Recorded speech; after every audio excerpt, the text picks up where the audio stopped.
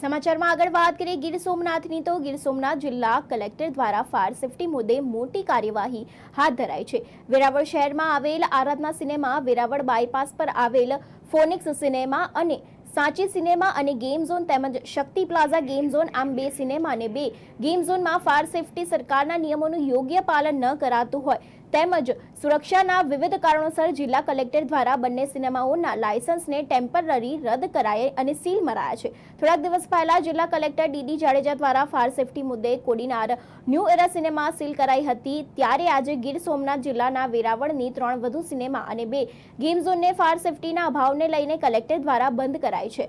Phonics cinema ડાભોરની મામલતદાર વેરાવળ તથા તેમની team દ્વારા તપાસણી કરતા સિનેમાને તારીખ 15/4/2025 સુધી રિન્યુ થયેલા ફાયર સેફટી અંગેનું સર્ટિફિકેટ 15 દિવસમાં સિનેમા બિલ્ડિંગમાં જોકી પંપ મૂકવાની શરત regional fire officer, state fire prevention service તેમજ ભાવનગર દ્વારા આપવામાં આવેલ છે, પરંતુ સ્થળ ખરાઈ દરમિયાન જોકી પંપ રિપેરિંગમાં હોવાથી બિલ્ડિંગમાં જોકી પંપ ન હતો તથા ફાયરને લગતા કંટ્રોલ પેનલ બંધ હતા। તેના ઉપરાંત ફાયર પંપ લગાવેલ ન હતો। પંપની પેનલ તથા સિનેમાની મેઇન પેનલ એક જ સાથે આવેલી હતી।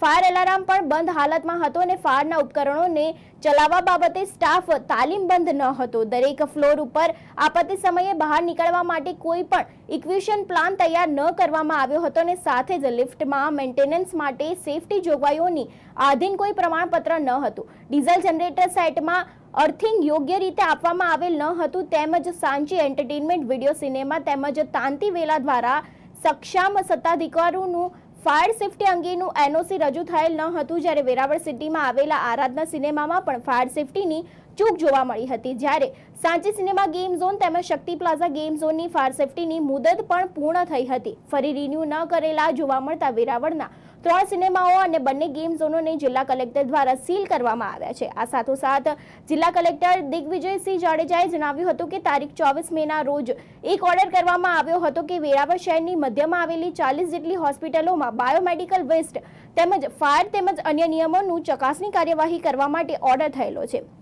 સાથે સાથે ગીર સોમનાથ જિલ્લાની અંદર આવેલી તમામ સ્કૂલો તેમજ ટ્યુશન ક્લાસીસમાં પણ આ સપ્તાહની અંદર જ ટીમો બનાવીને મેસેજ ડ્રાઈવ રાખીને તમામ જગ્યા ઉપર સલામતીને લઈને કોઈ ચૂક ન થાય તે માટે ડ્રાઈવ રાખીને તપાસ હાથ ધરી છે અને કાર્યવાહી કરવામાં આવશે। આપણા જિલ્લામાં વેરાવળ શહેરમાં અને ગ્રામ્ય વિસ્તારમાં 2 ગેમ ઝોન આવેલા છે। એક છે વેરાવળ સિટીનું જે શક્તિ પ્લાઝા છે એમાં એક ગેમ ઝોન આવેલું છે। બીજું જે સાચી સિનેમા છે તાંતીવેલા ગામની સીમમાં આવેલું છે, ત્યાં એક સિનેમા હોલમાં એક ગેમ ઝોન કાર્યરત હતું। આજે સવારે અમારી ટીમે ચકાસણી કરી તો બંને પાસે એના જે તે વખતે એને મંજૂરી ફાયર એનઓસી લીધેલા હતા, પરંતુ એની જે એક્સપાયર થઈ ગઈ હતી, એની મુદત પૂર્ણ થઈ ગઈ હતી અને પછી રિન્યુઅલ કરાવેલ ન હોય એ બંને ગેમ ઝોન છે એ આપણે જ્યાં સુધી એનું આ રેક્ટિફાઈ ના થાય એનઓસી વાળું ત્યાં સુધી બંધ કરાવી દીધેલ છે। અમે એક 24 તારીખના જ એક ઓર્ડર કરેલો છે કે જિલ્લાની વેરાવળ શહેરની જે 40 જેટલી આપણી હોસ્પિટલો છે, હોસ્પિટલમાં અમારે જે એનો બાયોમેડિકલ વેસ્ટનો નિકાલ પ્લસ ફાયર અને એનું જે ઇલેક્ટ્રિફિકેશન છે, લિફ્ટ વગેરે વાપરતો એનું ચેકિંગ કરવા માટે ઓલરેડી અમે ટીમો બનાવી દીધી હતી અને એ અમારી ટીમો કાલથી છે એ 2 ટીમો બનાવી છે। એમાં દરેક જે લગત વિભાગના અધિકારી કર્મચારીઓ છે એનું તમામ હોસ્પિટલ ચેકિંગ અમે 2 દિવસમાં પૂર્ણ કરાવી દઈશું। એ તો અમારું પ્રી પ્લાનિંગ હતું, પરંતુ એનું અનુસંધાનમાં આજે અમે આપણે ખ્યાલ હોય તો અમે એક થિયેટર જે કોડીનારનું છે એક વીક પહેલાં અમે બંધ કરેલું હતું આ જ મુદ્દા ઉપર ફાયરનું।